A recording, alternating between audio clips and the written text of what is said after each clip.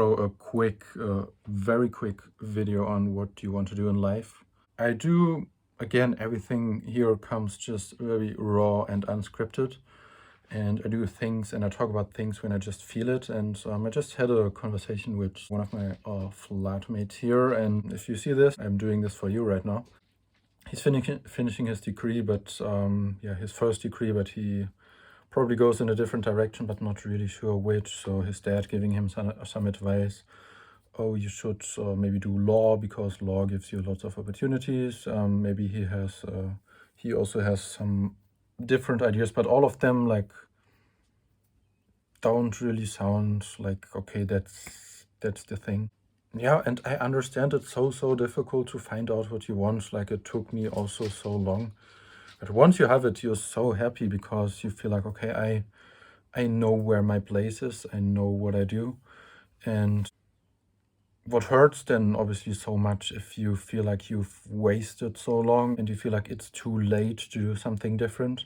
Obviously, the good news, it's never too late to change, although your mind tells you that. It tries to just justify previous investments when you did like, oh, I was working in this area for 4 years, or I studied this degree and so on.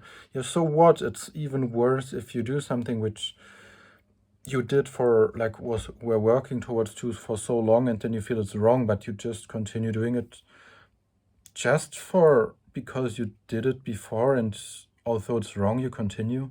It is very silly, and I know it hurts. Like for me personally, for instance, I for a long time I thought PhD is the thing for me, and I wanted to do that.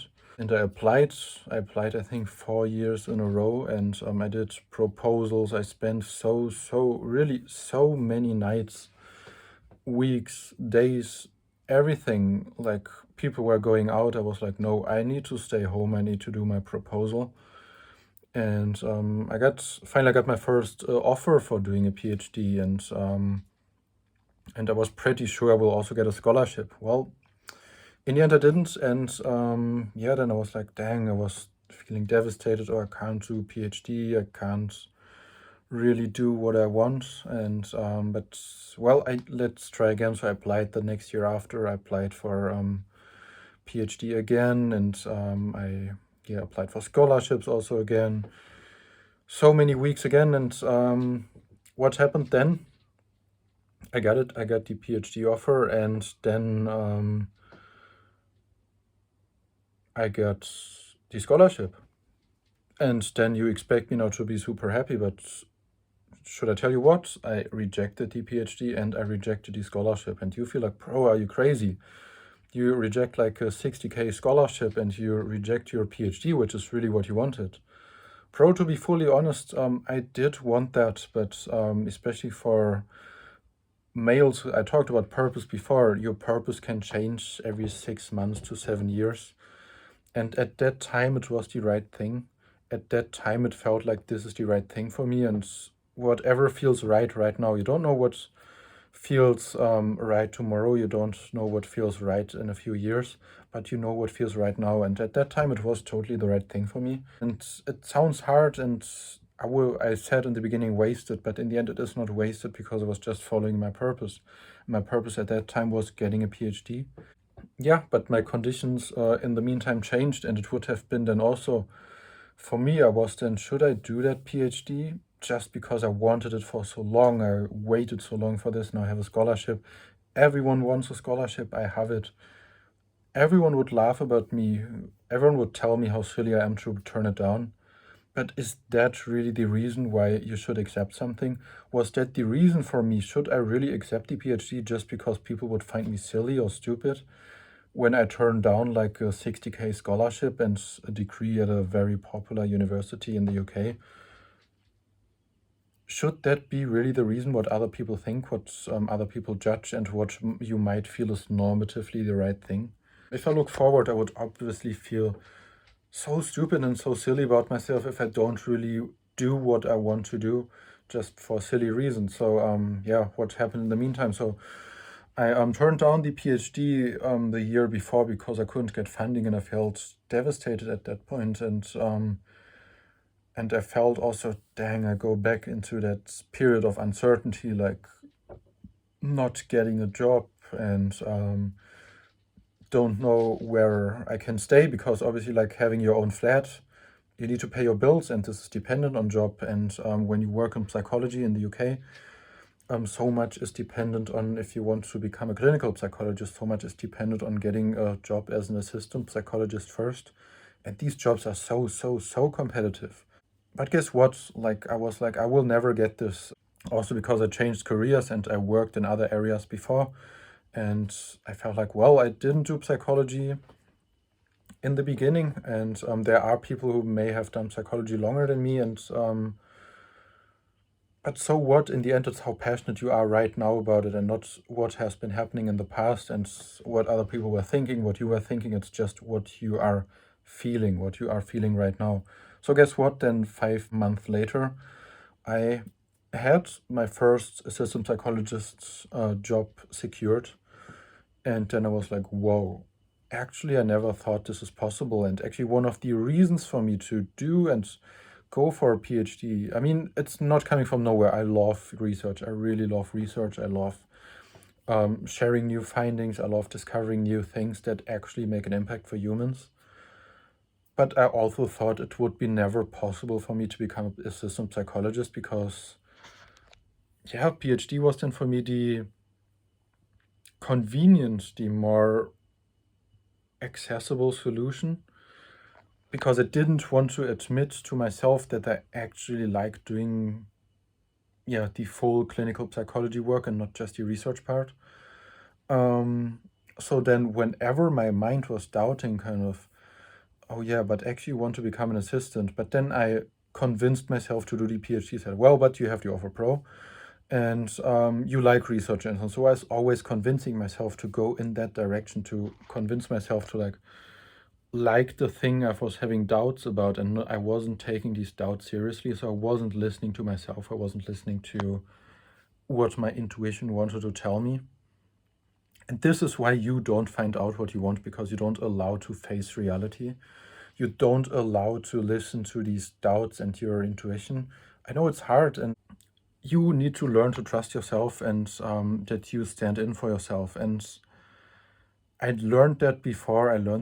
When I changed careers, when I was still working in business, was going in consulting and banking, and I was like, actually, I like something different. And at some point, then I proved myself that I can listen to myself, I can listen to my passion, I can listen to my feelings, and I can change careers, no matter that everyone else is working somewhere else, and no matter that everyone else was earning so much more money than me. In the end, I'm the happy one now. In the end, I'm the one who feels entirely satisfied with my decisions. And it was so much discomfort.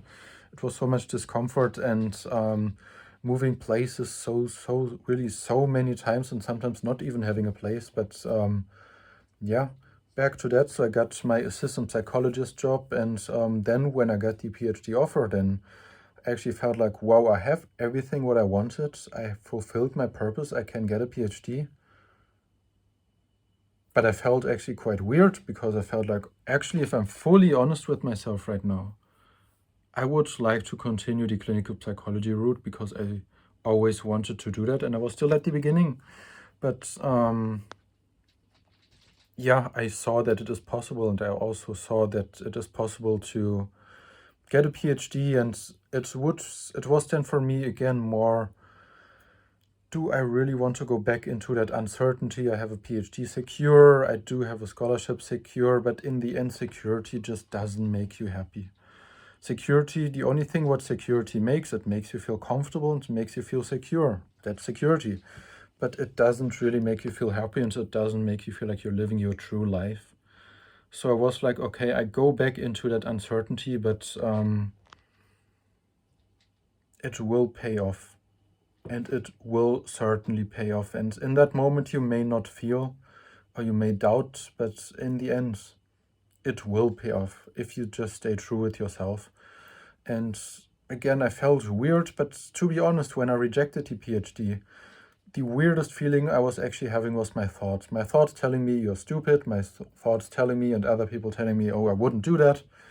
But it just took a few days, and then I actually felt like I was doing the right thing, because I'm happy in my current job. I love working here actively with clients, service users, patients, however you want to call them. I know there's also difference.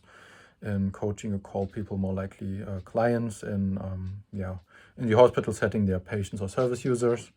Whatever. I really, really enjoy that, and I do turn then something bigger, maybe bigger from the outside down, for something which is bigger on my inside, which is my purpose. And my purpose at the moment, and what I love doing, is just working clinically, working as a psychologist, doing psychotherapy, doing interventions with people. And that's why I feel good about myself, and that's why I feel happy. And I hope this can inspire you a bit more to face your truth, to face your doubts, face your fears, because I know it is so difficult to know what you want, but I know it is even more difficult to live a life where you don't do what you want, because you always need to tell yourself, oh, actually, bro, it's good what I'm doing, and actually it's a good job, and actually I enjoy I'm doing it. Shut up. It's not, otherwise you wouldn't need to remind yourself all the time how good it is, because you just want to silence your doubts and you want to silence your intuition. But guess what? This is in the end what can make you feel depressed, because you don't listen to your inner voice. You don't listen to your intuition. You don't listen to your heart. Your heart is telling you, hey, something is not right here. You should have a look. Maybe actually something else is better for us. And then it's for you to admit and to face that, to admit to yourself. And it hurts so much when you find out, oh, dang, I shouldn't have done this for like 2 years. But at that time it was the right thing, but then it's time for you then to acknowledge, okay, right now it is something else. Something else is the right thing. And obviously I'm not encouraging you here. It's something different when you just jump away from things you're doing because of discomfort, in terms of, oh, it's difficult, or I don't know if I will make it. That's not what I'm saying. And this is actually like for cowards, when you don't do what you want just because it's difficult and so on. You can do it even when it's difficult. Bro, speaking already since like 50 minutes. Need to get some water. But again, this is like unscripted and raw, and I want you to listen to that. And don't scroll down for comments, anything. Just really listen to that if you want to change. So really do what feels good right now and embrace that. No matter what you did before, no matter what others are doing, it is so much more uncomfortable to live a life where you need to remind yourself and need to convince yourself, force yourself into something which you actually feel is wrong. And this is where depression and everything comes from, because you ignore your heart, you ignore your intuition. You become depressed when you disconnect from your own heart and when you disconnect from your own intuition. So really do that and embrace what your intuition and inner voice wants to tell you. And if you say like, oh, bro, I can't hear my heart, I can't listen to my inner voice, because you'd always numb. You always suppress your inner voice by, whenever something feels uncomfortable, if you don't like your job, if you don't like your degree, you go on YouTube, you go partying, you go drinking, you do whatever you can to distract yourself from the discomfort, instead of facing it and saying, hey, bro, actually, I really don't like my degree and I don't want to work in that area. But it hurts so much to admit and accept that. But in the end, that acceptance, it hurts. Trust me, it hurts for like 2, 3, 4 days. But when you then embrace, okay, it hurts, but what else can I do? And what do I really want to do? And then you go for the thing you really want to do. What are like 2, 3, 4, 5 days of pain when you realize and accept something you did before and something you went for is not the right thing anymore, or never even been the right thing? What are these few days of pain when you can then have a life of fulfillment and enjoyment, because you then go in the right direction? It's difficult, and other people may have been doing that for longer, but bro, you know you're passionate about it and you like it. And then you can make it the same as I could make it, despite being a career changer. I got the job I wanted. I go in the right direction. And although I told myself it is difficult, although I was then thinking, a PhD is better. Actually, a PhD was just an excuse. PhD was something which was more accessible for me because I had more research experience. And again, I do like the PhD, but if I'm truly honest with myself, I do like the work I'm doing right now. And what I wanted to say, if you can't find out your inner voice, if you can't find, or your inner voice doesn't tell you what's the right thing, then stop numbing yourself, stop distracting yourself by watching YouTube, doing something which numbs that inner voice, rather than cut everything. No laptop, no phone, no nothing for like two days, 1 day, whatever. But give yourself that capacity and space that your heart can talk to you. Your heart can never say something if it's never your heart's turn kind of to say something, because always the instant gratification comes first. But really cut that all for like 2-3 days. Give yourself the capacity, and then after a few hours you actually feel like, bro, then you will listen to thoughts and your inner voice, which you probably never listened to before because you never gave it space. But give it space, listen to it. Maybe even leave your room, go for a walk, go swimming, go whatever. If you sit just on your desk, your vision is very narrow. There are studies showing there's a correlation between your vision, kind of, if you have a very narrow vision and you just look at your wall or at your desk, your also thinking becomes very narrow and you generate less unique ideas.